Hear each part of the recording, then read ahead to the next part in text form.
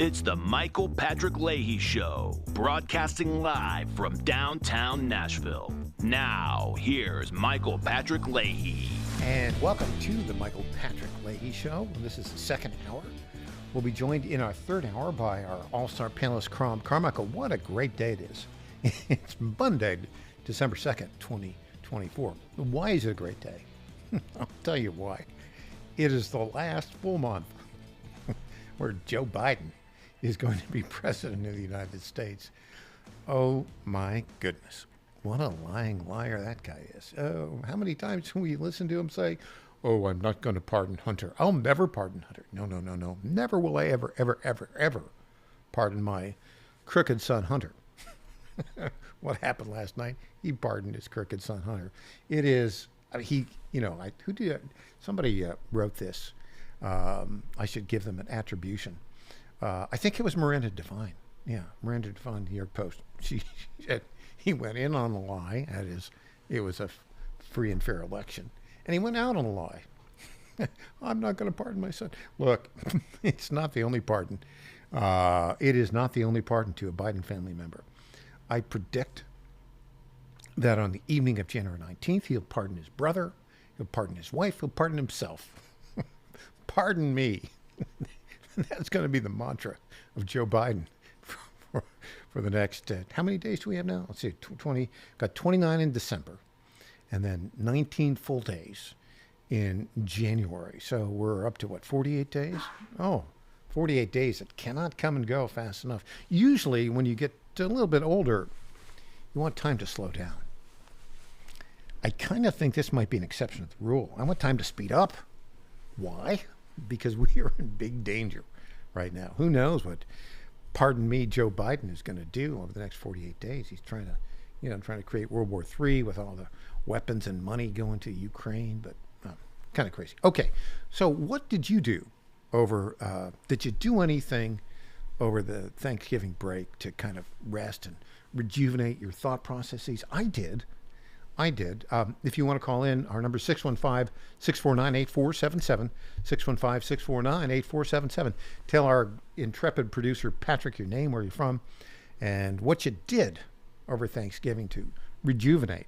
Now, most people, will sit down and just enjoy the football games, enjoy the food, enjoy family, and that's terrific. I do that. But also, I've kind of got a restless mind.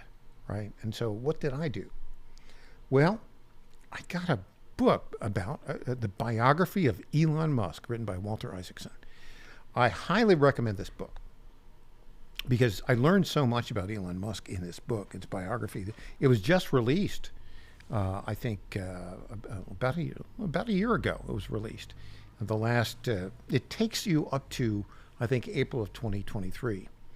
In Elon's life. It doesn't take you at all into the period subsequent to the assassination attempt on President Trump, July 13th, 2024, and the subsequent time when Elon Musk endorsed Trump and went all in. And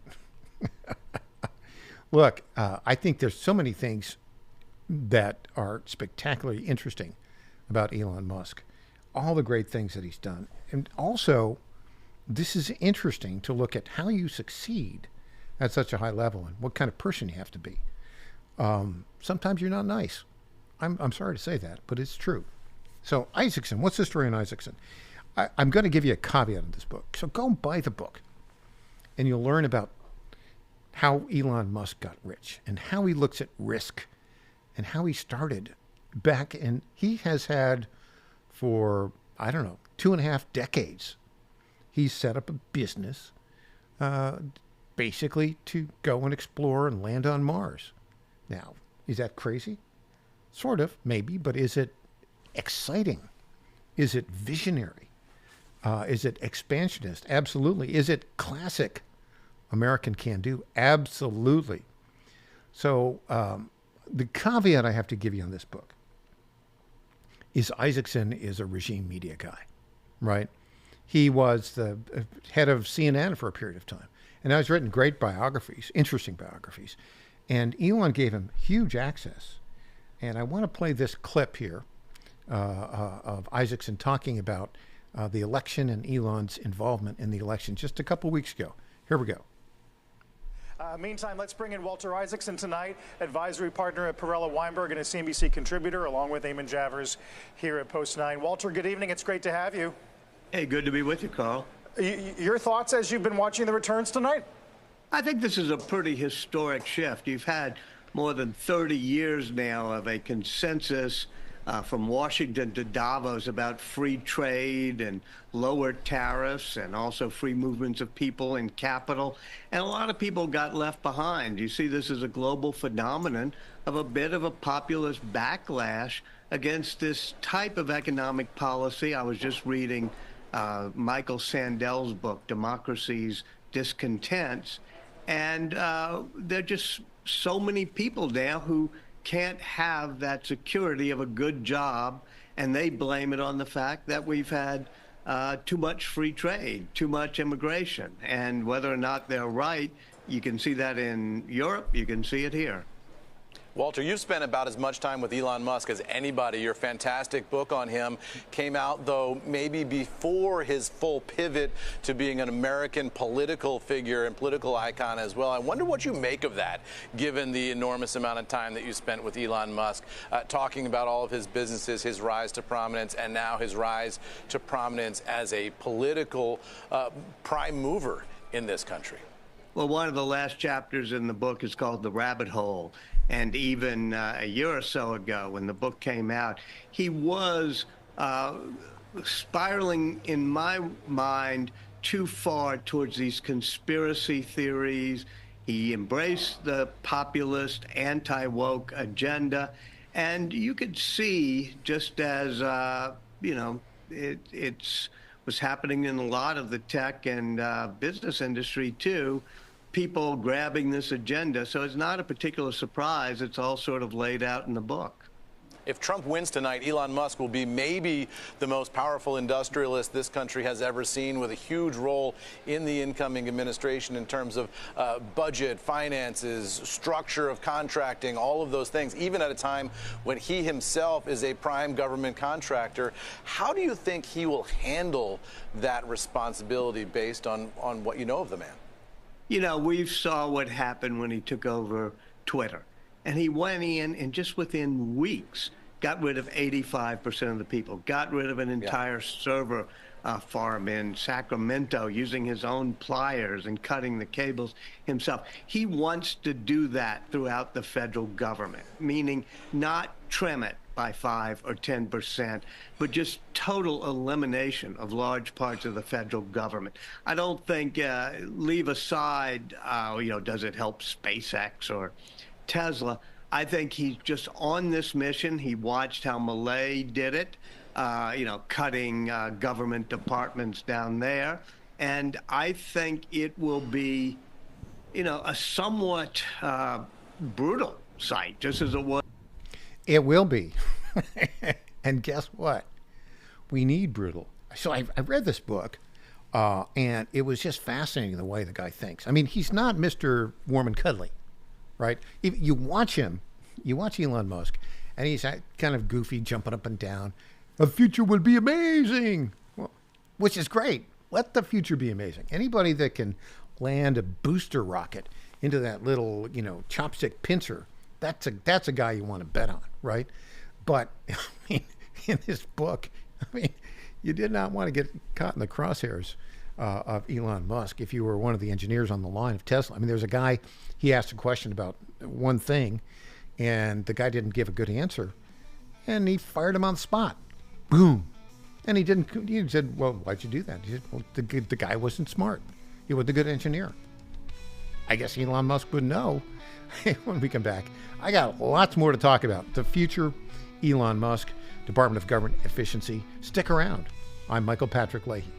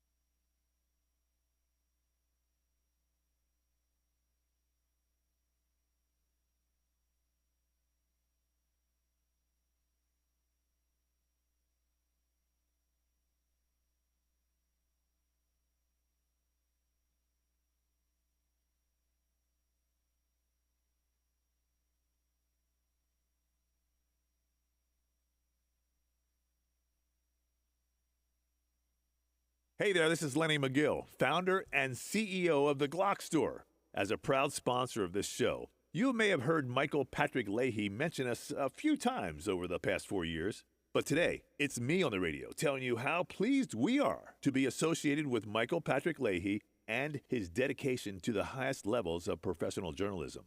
Michael Patrick Leahy has been threatened with jail time in bringing the true facts about that Nashville Covenant shooting to his listening audience. Michael Patrick Leahy, you keep doing what you're doing, and we here at the Glock Store will keep sponsoring your show for the good of Nashville and the entire country.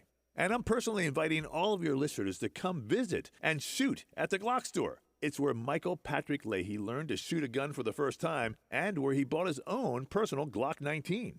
I'm Lenny McGill, founder and CEO of the Glock Store here in Nashville, just minutes from the airports, worth the drive from anywhere, and a proud sponsor of Michael Patrick Leahy and the Tennessee Star Report.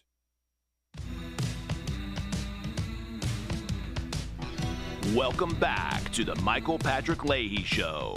Now, here's Michael Patrick Leahy. Welcome back to the Michael Patrick Leahy Show. Okay, so we are spinning a vision of the future, 2025 and beyond. I am very excited about where we're going. Look, what's going on in the world of media today is very exciting. And mercifully, we got a brave guy like Elon Musk, a flawed human like the rest of us,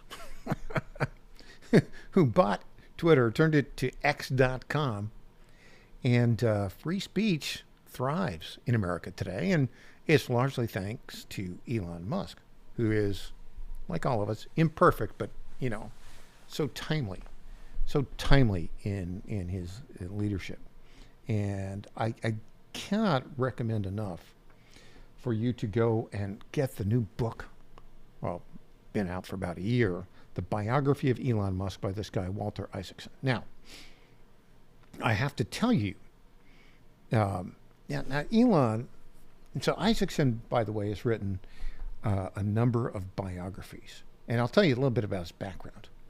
So I never met Walter Isaacson, but he's from New Orleans originally. He lives there now. But he went to Harvard and graduated in 1974. He majored in one of these honors majors. It was called History and Literature. I remember actually there were like three main honors programs at Harvard at that time. One was History and Literature, the other was History of Science, and the third was Social Studies, which was basically thinking great thoughts in government, economics, social policy. I actually, he graduated in 1974, I graduated in 1977. I majored in social studies, and you kind of had to go through a process to get selected. But he is a terrific writer, let's just say that about him. He was a senior when I was a freshman. He went on to become, wait for it, a Rhodes Scholar, which, you know, there are 32 every year. And to being a Rhodes Scholar is, you know, no small potatoes. Cecil Rhodes, the famous, entrepreneur, set that up, and you study, you know, great thoughts at Oxford University for 2 years as a Rhodes Scholar, and then you come back. And he started as a journalist with the Sunday Times in London, and ultimately he became the editor of Time magazine for a period of time, for about 5 years, and then he became chairman and CEO of CNN in 2001. Only lasted 2 years, or actually a year and a half. He went on then to become head of the Aspen Institute. This is the lefty, great thoughts, we're superior to everybody else conference, right? You know, there's all climate change, global warming, et cetera. And he's sort of the high priest of that. But the guy is a good writer, a really good writer, with a bias, and he's written some terrific biographies of really great characters in history. So, for instance, he wrote a biography of Henry Kissinger. That's a good book. He wrote a biography of Benjamin Franklin. He wrote a biography of Albert Einstein, Steve Jobs, Leonardo da Vinci, and Elon Musk. And these books are not like, these are like 600-page books. These are well-documented, well-sourced. And what Elon Musk did, Now let's look at Elon Musk. What's his net worth? I think it's now like $300 billion. And a lot of it's tied up in SpaceX. SpaceX, I don't know if you follow this, but so Elon Musk got his start writing code. He, born in South Africa, he had quite a dramatic family background. His father was kind of an abusive sort of guy.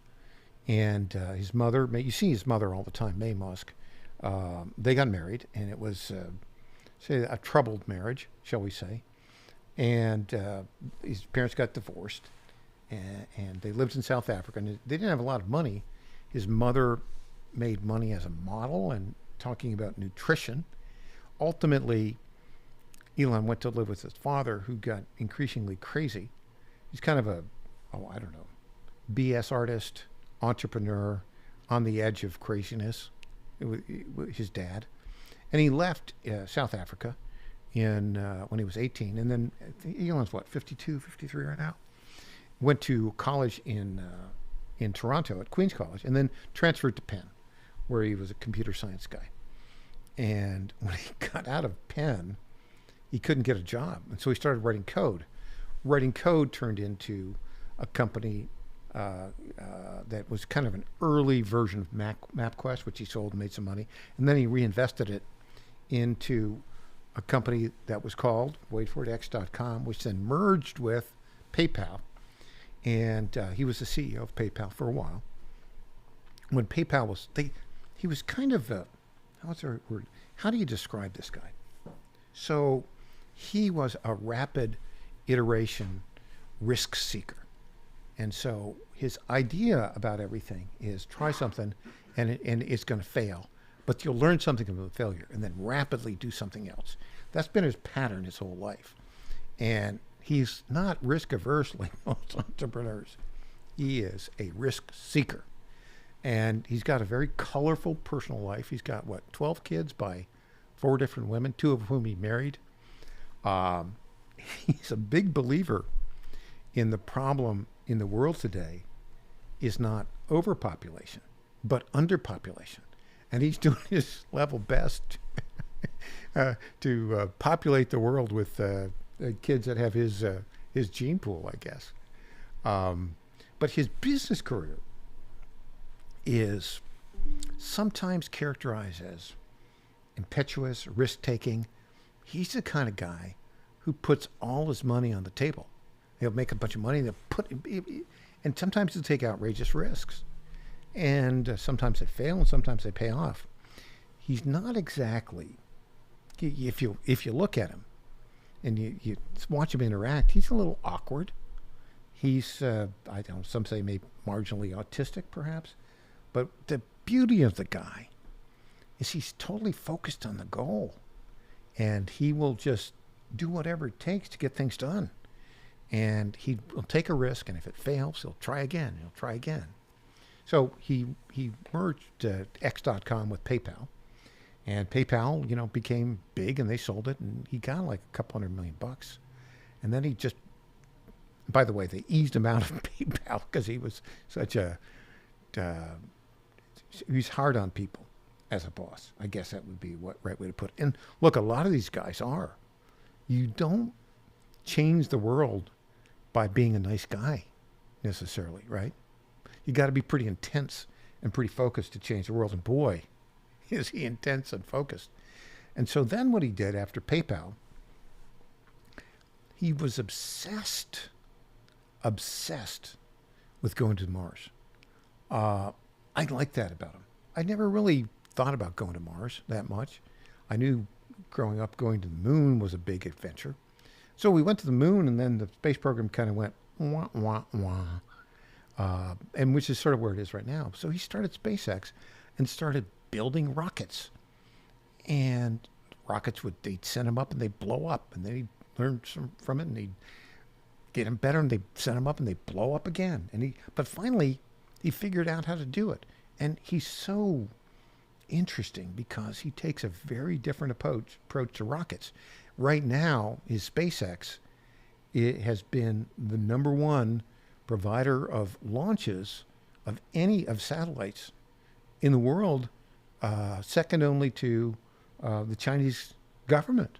In fact, virtually every satellite in the United States now is sent up by a SpaceX rocket, and it works. And he's taken SpaceX, and then he's gone on from SpaceX, and he's gone and he's basically said, "Hey, I think it would be terrific for us if we went and created a space-based Starlink internet system." And so he uses these rockets. He puts up satellites. I don't know, he's got like 2,000 of them around the world right now, I think growing. And he's able to do internet with it. This is a visionary guy who looks at the world in terms of what is possible. This is the reason I like him so much, even though I don't think it would be that fun to work with him. Okay? Because, if he's very strong-willed, and if he had good reasons not to do what he wants to do, sometimes he runs over you. He runs over people a lot. He rubs them the wrong way. That's something that Bill Gates had, Steve Jobs had. Walter Isaacson wrote about Steve Jobs. But I have to say, there's a difference between Elon Musk, Bill Gates, and Steve Jobs. I would say Steve Jobs and Bill Gates were basically mean, tough, and focused on creating what they wanted. The overarching theme of Elon Musk is not just what he wants, but what it is important to advance the cause of humanity. That's a big difference. And that's one of the reasons why I find Elon so fascinating. Hey, we'll have more when we get back. I'm Michael Patrick Leahy.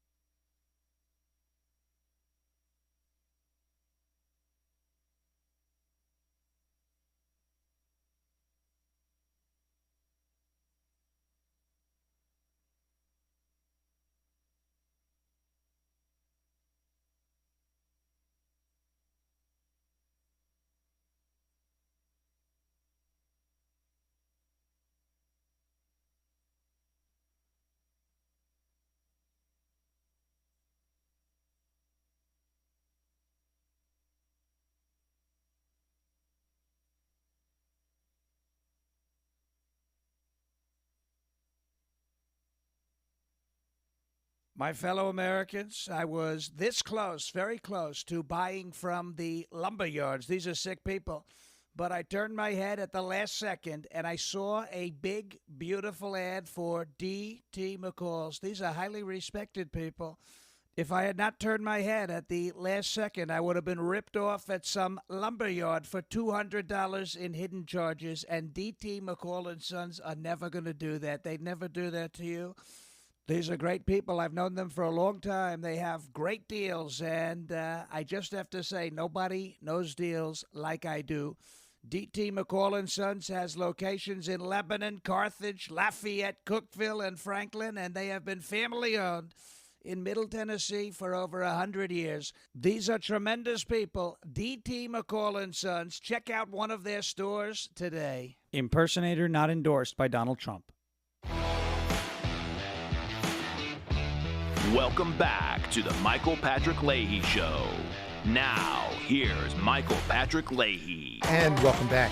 We are going to shift gears a little bit, although I have to tell you, I could talk about Elon Musk and the future of America and technology and Twitter and free speech all show.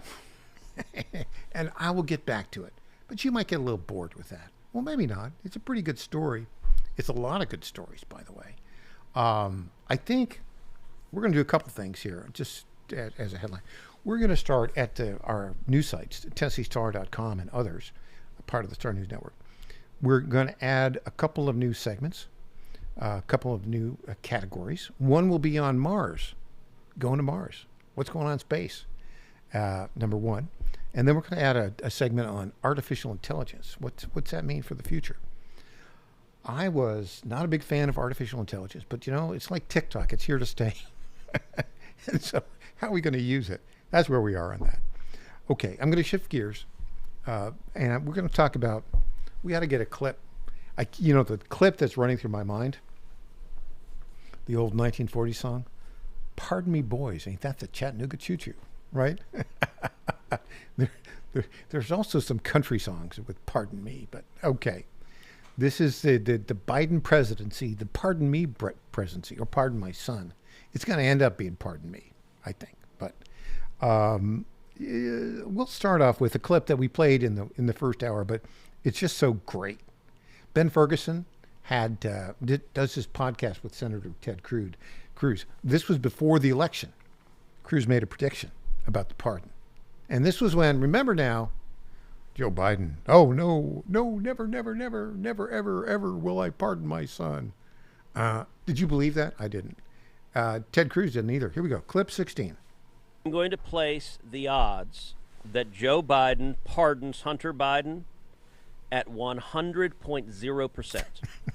Hunter Biden will get a pardon as a result of this decision today. It will not happen until after Election Day. That's what I was going to ask. When's it happen? He's not going to do it. He's not going to do it before Election Day, but he's going to stick around.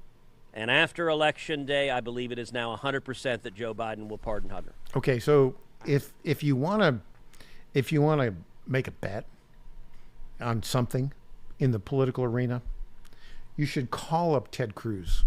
Hey, what should I bet my money on, Senator Cruz? Because he was right, 100%. You know who else who saw this coming? Like a Mack truck down the middle of the road, right at you with its headlights on. Miranda Devine. Miranda Devine, what a great reporter she is with the New York Post. And she did all the reporting. They broke the news about Hunter Biden's laptop, which all of these, 51 intelligence officials said was Russian propaganda. No. The pardon confirms what we've known for a long time. Everything on that laptop was indeed from Hunter Biden. And think about this for a minute. You're so drugged out, you're so out of it, that you take your laptop, which is all of this information that basically, suggests that you've committed X number of crimes, and you forget about it and you leave it at a local repair store? Are you kidding me? That's how drugged out Hunter Biden was? Yikes.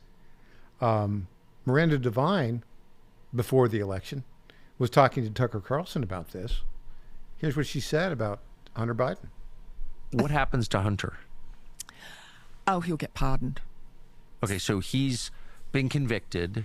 on gun felonies in Yep. Delaware, and also he pleaded guilty on the first day of the trial in California in September to these various tax felonies, all of which, well, certainly the tax felonies should carry a jail sentence. But he's to be sentenced on both of those after the election. And even though Joe Biden has said, "Oh, no, I will never pardon my son," he said that once, and he didn't really say it very vigorously. He was just asked in I think a CBS interview, and he was like, "Will you pardon your son?" He goes, "No," and that was it. After that, the White House has been vigorous, said, "Oh, no, the president said he won't do it, he won't do it." Have no doubt that he's going to pardon Hunter, as anybody would. I mean, really, if it was your son, would you want him to go to jail? So... I'd pardon my son in a second. Of course, everybody would. And therefore, Joe Biden will get away with it. Like, everyone will say, the media will say, "Oh, it's his only surviving son. How can you blame him? If anyone criticizes it, they'll be called cruel and heartless." So, of course. Yeah, Miranda Devine was correct. But, she said, when she was saying that before the election, when Ted Cruz was predicting it, what was Karine Jean-Pierre, or as we call her, Cringe Jean-Pierre, the so-called press secretary, what was she saying? Well, we put a medley of her greatest lies, hits, together about this. And clip 6, for your listening enjoyment. Here you go. Second one, would the president pardon or commute his son if he's convicted? So I've answered this question before. It was asked of me not too long ago, a couple of weeks ago, and I was very clear, and I said no. Okay. We go back to the first question of the briefing. I know you said not a lot's changed since yesterday and that it's a personal matter, but from a presidential perspective, is there any possibility that the president would end up pardoning his son? No. Again, you've also said several times that the president would not pardon or commute the sentences for his son, Hunter. I just want to make sure that that is not going to change over the next 6 months. The president's saying he would not. It's still a no. It's still a no. It will always be a no. It's still a no. It will be a no. It is a no, and I don't have anything else to add. Will he pardon his son? No. Okay, so let's think about this for a moment. Did she believe that when she said it? She did not believe it. Did anybody in the room believe it? No. No one in the room believed it. She was lying. Now, interestingly enough, and we'll get to what Joe Biden actually said about this here in a bit, but let's think about this for a moment. What is it? What is your main asset if you're a press secretary to the President of the United States? Your credibility. Okay? The next time there's a press briefing in the White House briefing room, what would you ask Karine Jean-Pierre? What would you ask her? I'll tell you what I'd ask her. I would say, Miss Jean-Pierre, you have told us numerous times that under no circumstances would Joe Biden pardon his son. We can play you the medley we just played right now. You were adamant that he would not.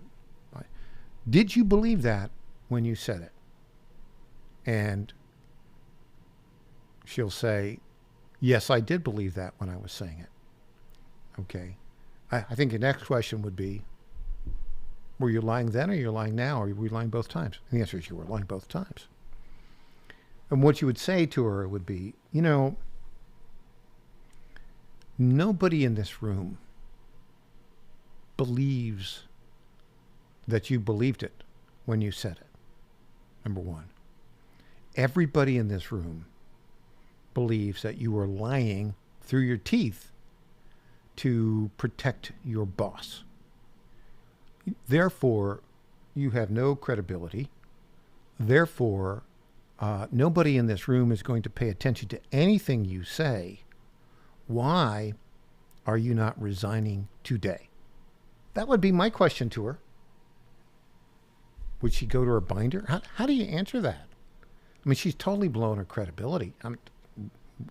She's never had any credibility. But that's what I would do. Now, having said that, when will be the next time that there's a press briefing? So last night, late last night, the president issued this pardon. And this was not like your average everyday pardon. This was a pardon for any crime at the federal level he may have committed between January 1st, 2014 and today. That's about, December 2nd, 2024. That's like, 10 years and 11 months, almost 11 years. Why did he go back to January 1st of 2014?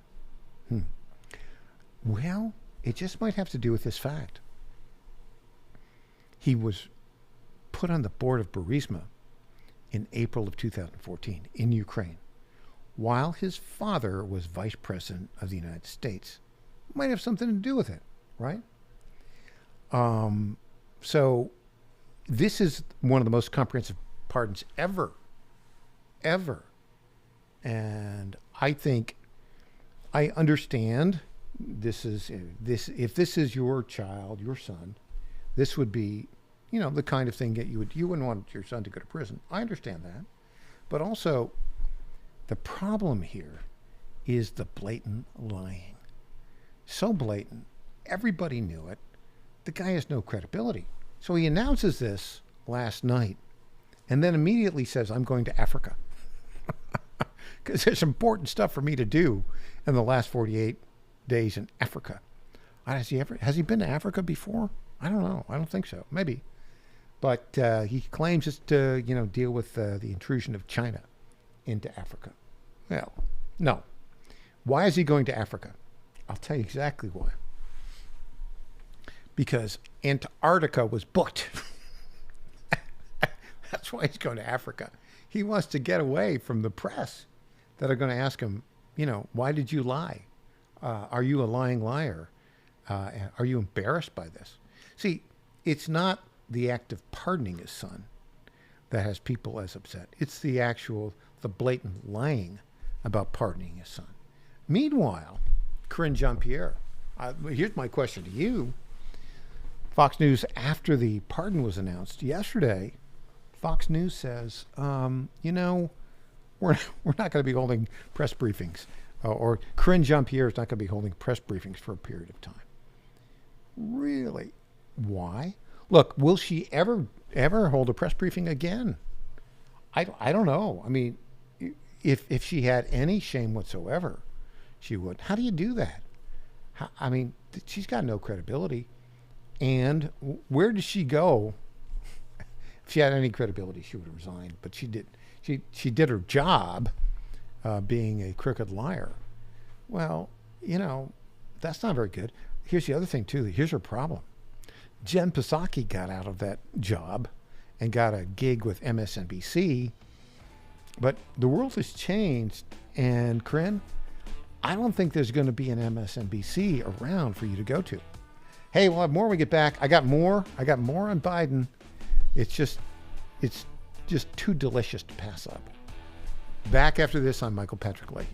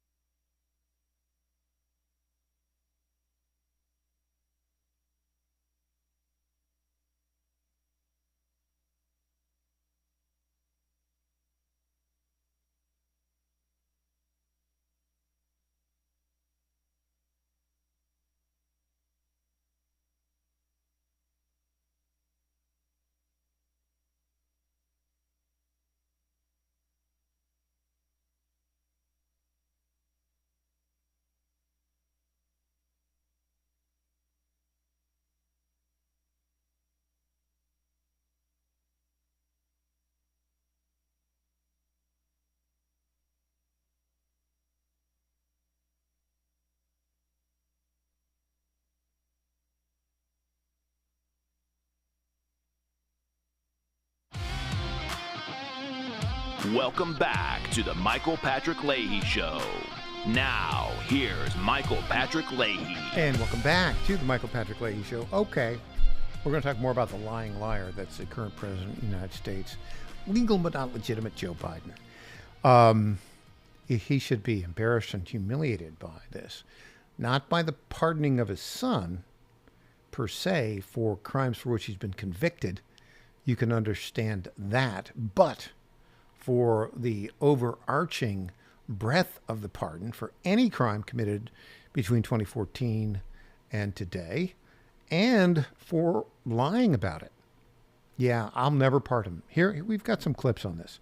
Let's start off with clip number 9. He was interviewed in June by David Muir just before the disastrous debate performance. Here we go. And it should be respected. As we sit here in Normandy, your son Hunter is on trial, and I know that you cannot speak about an ongoing federal prosecution. But let me ask you, will you accept the jury's outcome, their verdict, no matter what it is? Yes. And have you ruled out a pardon for your son? Yes. You have. Wah, wah, wah, wah. Okay, now you can tell from the way that question was posed that the comms people at the White House went to their buddy David Muir, the anchor at ABC News, and said, you need to ask these questions in this way. So he asked those questions, I'm sure, in response to a request from the White House. And it was very simple because all Joe Biden had to say was yes or no. And look, the question was, will you pardon your son? No. How many people believe that? I didn't believe that at the time. Why didn't you just be honest about it? Well, why? I'll tell you why. Because he thought he would lose votes. Remember, he was still the president, still the nominee of the Democratic Party. He hadn't been dethroned. He hadn't embarrassed himself in the late June 26th, I think it was, debate with Donald Trump. Okay, so what's going on here with the date of this pardon going back to January 1st of 2014? I think I have the answer for you. And we're going to play this clip right now. It has to do with Joe Biden as vice president. It's clip number 10. He was bragging about his threat to Ukraine at the time, saying, look, there's this guy investigating Burisma. You need to fire him, like right now, or else all of your aid will go away. Here's a clip 10. I was, not but it just happened to be, that was the assignment I got. I got all the good ones. So I got Ukraine. And I remember going over convincing our team, or others too, convincing us that we should be providing for loan guarantees. And I went over for, I guess, the 12th, 13th time to Kyiv, and I was supposed to announce that there was another $1 billion loan guarantee. And I had gotten a commitment from Poroshenko and from Yatsenyuk that they would take action against the state prosecutor, and they didn't. So they said they were walking out to press conference. I said, no, I said, we're not going to give you the $1 billion. They said, you have no authority. You're not the president. The president said. I said, call him. I said, I'm telling you, you're not getting the $1 billion. I said, you're not getting the $1 billion. I'm going to be leaving here. And I think it was, 6 hours? I said, I'm leaving in 6 hours. If the prosecutor's not fired, you're not getting the money. Well, son of a bitch. Got fired. Beep. We're retroactively going to add a beep to that word. I'm sorry, Patrick, our producer. I should have warned you about that one. I forgot that he used that word. Okay, so but anyways, that is corruption right there. That's coercion. Remember that prosecutor that he forced to get fired was investigating Burisma, where his son was serving on the board. Goodness gracious, can that just hit you over the head? Well, the left is they don't know what to do about this. Some of them are saying, well, it's understandable. But Joe Walsh, who's a weird dude, I say that because in 2010, Joe Walsh pretended to be a Tea Party activist, and he got elected to Congress for one term. And he was a one-term wonder. And he turned out to be a lefty. So, but anyways, he's making his living as a lefty commentator. He's been on MSNBC. Here's what he had to say about Joe Biden's pardon of his son Hunter. Clip number 8. What do you make of all of this? What is likely to be the response on Capitol Hill to this breaking news? Good to be with you. See, I told you so. They're all like that. So the next time any of us complain about anything Trump does, this pardon is just deflating. For those of us who have been out there for a few years now yelling about what a unique threat Donald Trump is, for Joe Biden to do something like this, Trump, nobody's above the law, we've been screaming. Well, Joe Biden just made clear his son Hunter is above the law. Donald Trump lies every time he opens his mouth, we've been screaming. Joe Biden repeatedly lied about this. The politicization of the justice system, Donald Trump and his people have been screaming. Well, that's exactly what Biden said here. Joe, is this a politics of purity? I mean, we had Donald Trump pardon Sheriff Joe Arpaio during his term, and there wasn't a lot of hue and cry about that. I mean, this is a father who saw his first wife killed, his daughter killed in a car crash, his 2 young sons survive. One goes on to have real difficulties with addiction. Another dies. Get out the world's tiniest violin here for this. Wah, wah. I saw this, the talking head on MSNBC, who's got 6 months until they sell the network and they're out of a job. They're trying to keep those diehard leftists still tuning in. Oh, it's understandable. He had these personal tragedies. No, he's a lion. You know what? He's been a lion, you know what, his whole career. He's just demonstrating that. It's hilarious. CNN guy tried to do that as well. Look, I say this for Joe Walsh. He wasn't putting up with it. He said, no, this is not going to go well. Oh, and by the way, see what Donald Trump did? Yeah, he put out a tweet, a true social truth. I see that Joe didn't pardon any of those J6 hostages, i.e. those people that have been imprisoned for J6. You know what's coming on that. He's going to pardon all of them. And I think he should. Hey, we'll have more when we get back. Carmichael joins us.